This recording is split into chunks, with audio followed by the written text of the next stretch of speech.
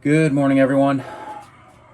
So, yesterday I went in, got a little computer training done, and my first day of work officially is on Sunday, unless the boss lady gets a call out and wants me to come in, which of course I'll do, because at this point it's as much about trying to get as many hours as possible as it is about making a good impression in my first 6 months or 90 days, whichever comes first.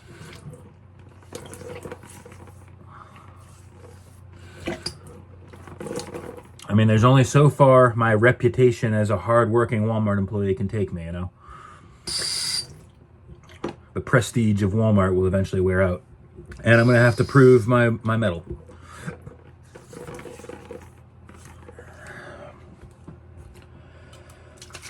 In the meantime, if nothing else happens, or if I don't get called in, my Grandnibbling has his first lemonade stand today.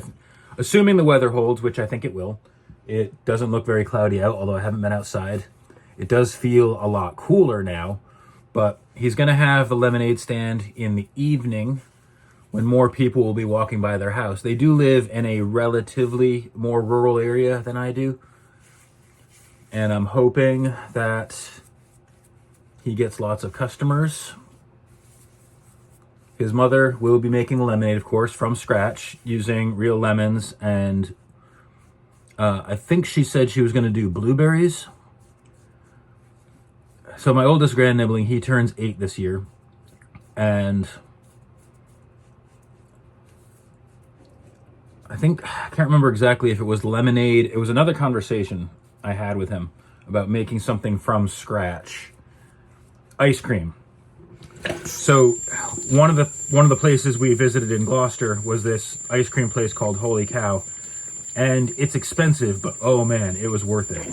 I had the mint ice cream, and it actually tasted like they used real mint leaves in this thing. Like, the mint was so strong that it wasn't just, it didn't feel like just an extract. It felt like that, you know, and I happened to say that out loud. I'm like, I wonder if they made this ice cream from scratch.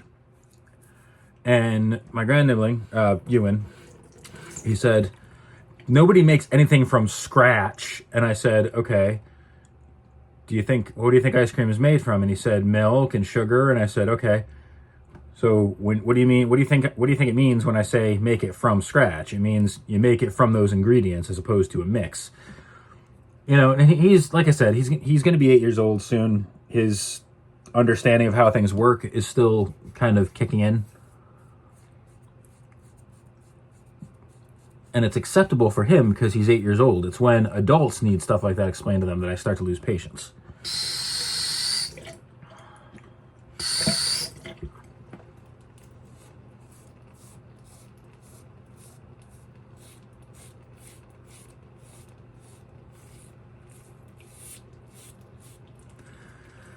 But anyway, yeah, so they're going to be making the lemonade from scratch with lemons and everything, no mix or anything like that.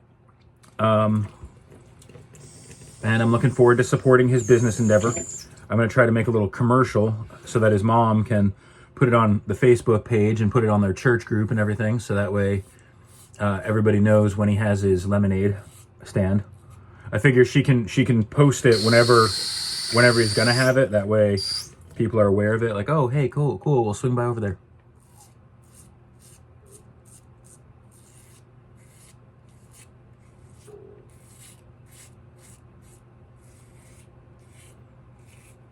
Oh man, but it's been quite a ride.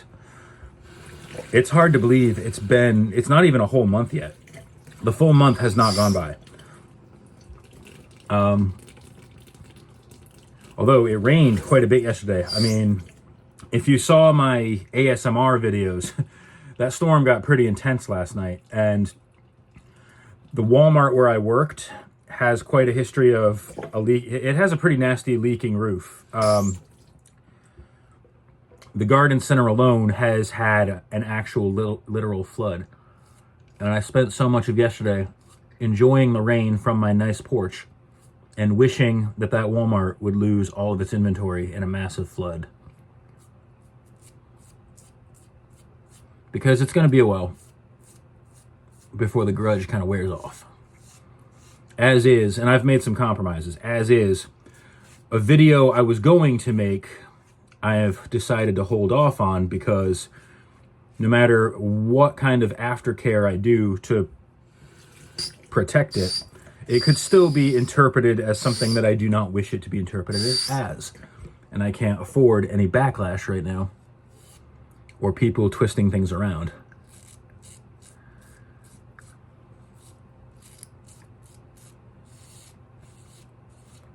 Having to rein myself in has been the hardest part, really. Even when I don't work there, I still have to walk on eggshells around them, and I can't afford my current job catching wind of anything. They know I was fired from Walmart, but I can't afford them. I can't afford doing something that could cause negative backlash, because otherwise it's not just my reputation and my life on the line, it could also be my husband's, and I have to try very hard as a member of the family to make sure I don't bring him down.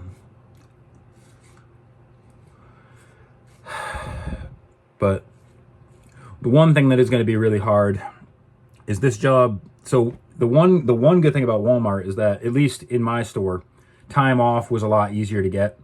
And I'm prepared for having to make a lot of sacrifices.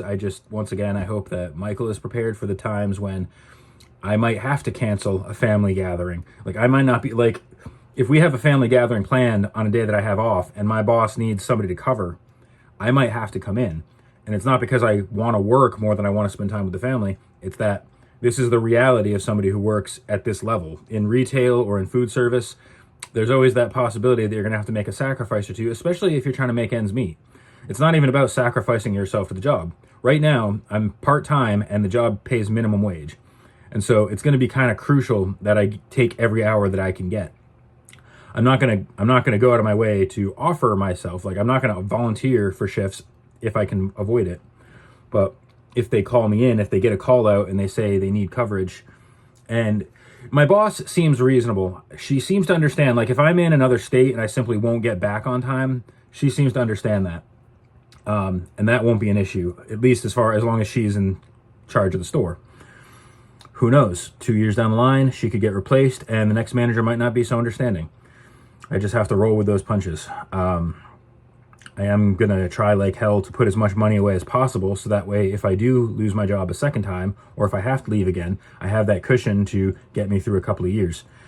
But as lofty and as ideal as that goal is, life is going to happen no matter what my plans are. So, I mean, it would have been ideal if I could have done that while I was working at Walmart, but stuff comes up. It's the cycle. Oh, I want to put some money away. Oh, something came up that I need to spend money on. And oh, I don't have any money, so I'm going to try to put some money away. And that's the cycle. That's the vicious cycle. It's my fault for not being born rich, It's my stupid fault for not being born to a wealthy family with a ton of generational wealth and no scruples. But anyway. All right. I'll keep you up to date on everything going on there. I hope you keep watching my videos. I'm trying to put some more stuff out there. I'm kind of mentally outlining some ideas. I'm going to probably start writing some things down because I know scripting makes a lot of those videos a lot easier to do. Anyway, as always, thank you for watching this video. Thank you for watching it to the end. If you haven't already, please subscribe.